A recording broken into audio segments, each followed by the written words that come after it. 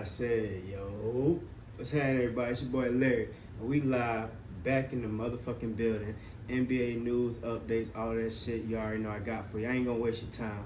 We jumping straight into it. Today I'm giving y'all an update of everything going on around the league. Not no news type shit, but additions, teams getting teams signing players, players leaving, all that good shit. I'm gonna give you the rundown on the teams that you need to know about. Not none of that trash that stay in the trash can, none of that shit. So stick with your boy, fuck with your boy on an all new episode of Larrylive TV.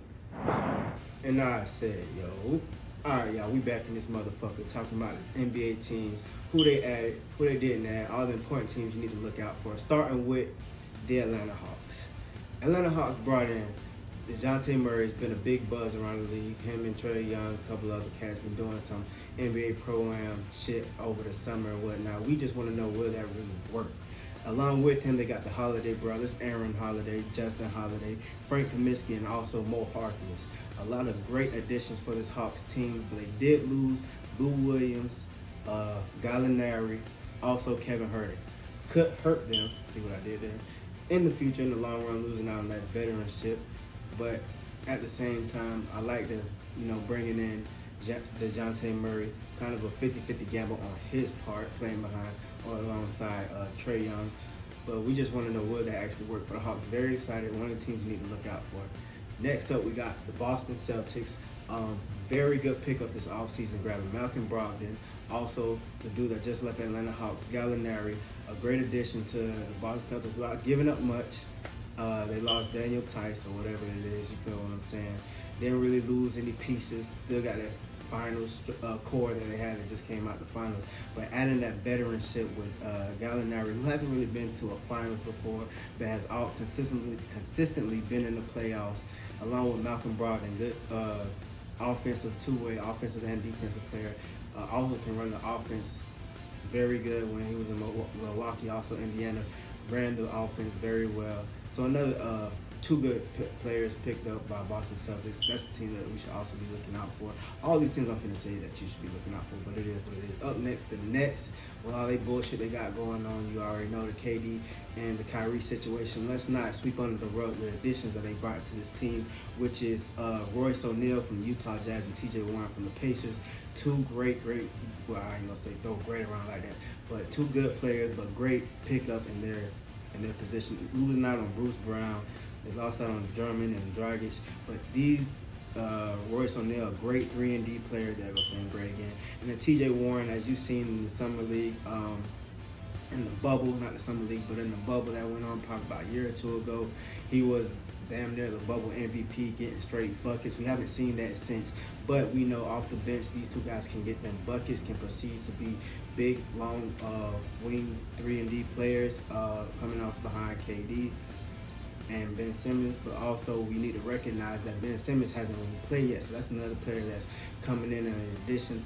Still trying to see all the 76ers fans still saying they wanted to trade if Ben Simmons come ball out and help this team reach the Eastern Conference Finals, you know what I mean, and possibly meet up with 76ers in the playoffs and beat them. It could look like the Nets actually won this trade, but with KD and Kyrie doing all of this hoopla over the summer is tending to lean towards 76ers. Up next, we got the Bulls winning Dragic and Drummond, who I was just talking about. Very good pickups. They only lose Tristan Thompson, but getting Drummond in there, he needs a new rekindling, something to light something on his fire, you know what I'm saying? Get some fire under him. Dragic, a very good pickup to go behind Lonzo Ball, which they desperately needed. Also, with talks of them wanting out on Kobe White, you feel what I'm saying? Dragic coming in, veteran style of play, very good for the Nets in the playoffs. Had a very good tenure in Miami and the Phoenix back in the day. Something that they definitely need when these Bulls trying to go forward. I feel like they still need a little bit more, but for now, these are two very good pickups. Up next, we got the Cleveland Cavaliers having their very good season last year. Kind of fell apart due to injuries and whatnot, but the addition of Robin Lopez, Ricky Rubio coming back, Paul Neto, is a great sign for what they have stored for the future. Very, very good pickups that are not really being talked about around the league. Robin Lopez is a premier center coming off the bench or starting. Not as good as his brother, Brook Lopez, but just to have that presence in the paint, that veteran status, that IQ, he's very good defensively. Um, does what you need, getting the boards, just being that guy, knowing how to do his role, not trying to do too much. That's what I mean by giving him all this praise. Very good player. Um, Also, Ricky Rubio coming back. I'm not going to spend too much time, but they only lost Rondo, so it wasn't really much. They still got that core team. If everybody's healthy, everybody's doing what they got to do, and they should be a very, very, very scary team to meet up with in the playoffs. Up next, we got the Mavs, something that everybody was kind of talking about. Everybody looking at Christian Wood being added, also JaVale McGee being added as well. They only lost, not only, but they lost Jalen Brunson, who was a big help to them pushing that Mavericks team when Luka Doncic was hurt or when Luka Doncic was on the bench. Him and Spencer Dinwiddie really pushing the motor for that team, running that offense, getting buckets, doing what they got to do. He's now a Knick. We all know how the story goes. And they also lost Trey Burke, who was also kind of that third man to come in and kind of get them buckets, kind of but losing him not really a hurt. But we all want to see what's going to happen when now Luka got some size in the paint, some Lob City monsters. Christian Wood can get his own bucket. JaVale McGee has been a great, awesome pickup for whatever team he's on since joining the Warriors, coming to Phoenix, helping them out. So we really want to see. I would rather them seeing them pick up another guard to help out with Luka when he's on the bench to help run that offense. But it is still kind of early right now, so we can see what's there. Up next, we got the Nuggets doing that big behind trade with the Wizards. They added in Bruce Brown from the Nets, which is kind of a good pickup. They also have KCP. They added DeAndre Jordan, Ish Smith. They lost out on Will Barton, Campazzo, DeMarcus Cousins, Brian Forbes, JaMychal Green, Monty Morris, Austin Rivers. This is really of a flip-flop kind of a thing. It's kind of letting the bench go, adding these new bench role players, not bench players, but role players to go alongside MPJ, Jamal Murray, Nikola Jokic. So I don't really know what's going to happen here in Denver. It seems like an upside adding shooters like KCP and a playmaker like Ish Smith, but we don't know how it's going to go. We all just need good hopes for Denver. Denver fans, prayers to you, because we don't know how this shit's going to go. Up next, we got Golden State Warriors. Adding in DiVincenzo, former Bucks, former Kings player, and JaMychal Green. Two solid pickups, nothing great, nothing too crazy, but the real big thing is the losses that they took. Damian Lee, not a real big loss. They lost Jalisa, Otto Porter, Gary Payton II, which is a big, huge loss because he was a huge part of that Golden State run, especially in the playoffs, and also Juan Toscano, who did his thing in minor parts, major parts, here and there, everywhere. But Golden State, I feel like as long as they got Steph Curry, Klay Thompson, even Draymond Green, you know what I mean? They got the dude, what's his name? Can't think of his name, but you know, the rookie they signed. Wiseman, they got Wiseman still returning, coming back, doing whatever the fuck he's finna do. So it should still be, they should still scare everybody, and they should scare everybody in the league still. This shouldn't be a team that slept on like it's been slept on the last 2 years. Next, we got the biggest, in my opinion, the biggest transaction, the biggest adding of a player since this whole shit started. John Wall coming to the motherfucking Clippers. Very scary sight. They've always needed a point guard, and now they got one. Kind of need a big man, but you know what I mean? I feel like the center they got now is not too bad. But they didn't really lose out on anybody. They lost Rodney Hood, or fuck Rodney Hood, you know what I mean? You got John Wall. They still have that core piece. They still got George. They still got Kawhi. They still got everybody they have from before. The addition of John Wall just makes it even more scarier. One of the teams I have coming out of the West, or just meeting up in the conference finals against Golden State Warriors. If that team is healthy, then I feel like they can get there. Up next, we got the Lakers. Not really doing too much this offseason with the contracts and whatnot. Real talks about getting Kyrie, trading Westbrook, trading everybody. Who knows? Trading LeBron even. Not real talks, but you know, a lot of them mock fake trades or whatever that be trying to entertain people. But them adding Lonnie Walker the fourth, Juan Toscano, that was a good pickup. Damian Jones and Melo really hasn't re-signed yet. They lost out on Malik Monk, Kent Bazemore, Avery, and Wayne Ellington. You know, I feel like Malik Monk was the biggest loss. They should have really tried to keep him. He was a for sure bucket when he was on that Lakers team, but he probably it was probably talks of him not staying or whatever the case is. I don't really know why they wanted to keep him there, but Malik Monk was definitely a bucket out.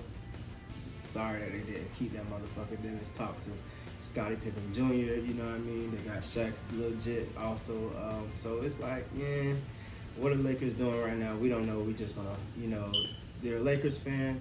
You still have the best player on the planet, LeBron James. You still got Anthony Davis, who was definitely injury prone. I wouldn't put all my eggs in the basket on that motherfucker. Then you got Westbrook, who, multiple times MVP, Mr. Triple Double. Will we see that resurgence? We don't know. We gotta wait and see what's going on this off season. This season coming up. Next up, we got Memphis losing out on Kyle Anderson, which was a major, not really a major part, but he was a big piece. He was an important piece, veteran status. He did what he had to do. He played his role to the fullest, and I loved him for it. But the addition of Danny Green is major. A 3-and-D wing player who is very solid, veteran status, been on Spurs, Sixers, knows what to do, how to do it. Toronto Raptors as well. With Kawhi winning that championship, with the Spurs. Very solid dude, very solid player. Did he win one? No. Very solid player, very, very solid. Just, I like me some Danny Green. I like me some Danny Green, and I feel like the addition to him on Memphis is going to be very, very big, very huge impact.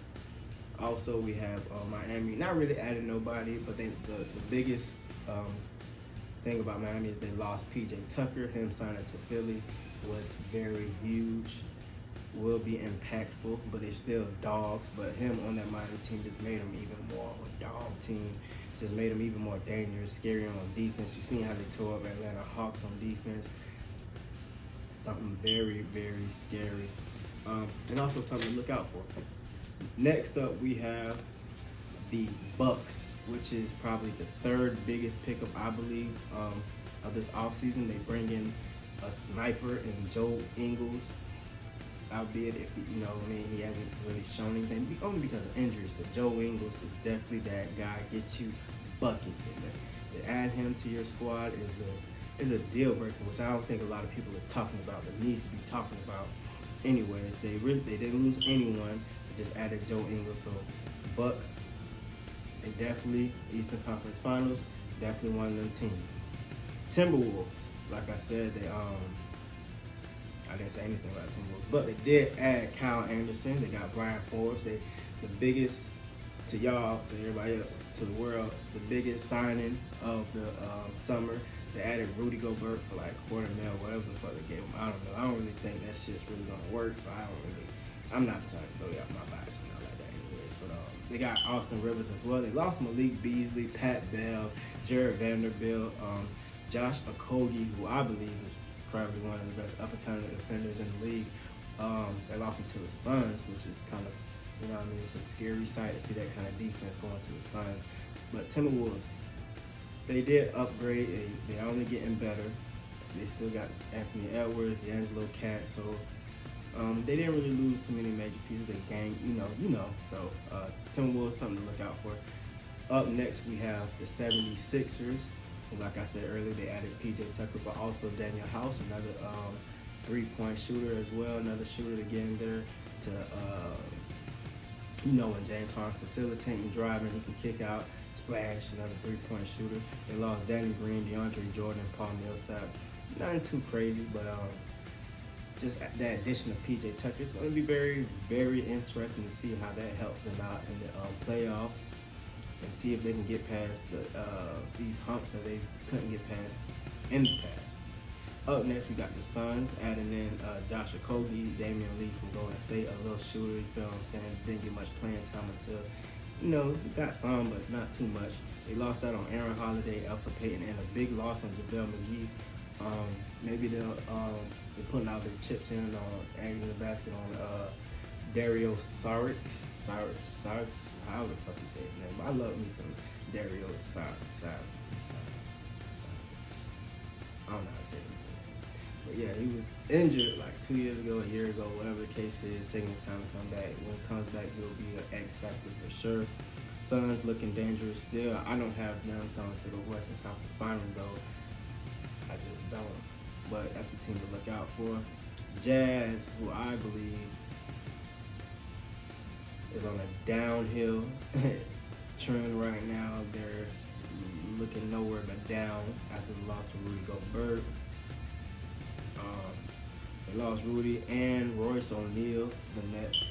They added Pat Bev, they added Vanderbilt, they added Malik Beasley, but I don't feel like that's enough to fill in what they just lost. You know what I mean? Jazz not looking too high right now. It's one of the teams that might not be in the playoffs the next year or two. Like they're on a serious downtrend. Donovan Mitchell might be leaving. It's just, I feel like the Jazz run that they had is over. Before you know it, Bogdan might be traded for a couple pieces, and that's really when it's going to be over.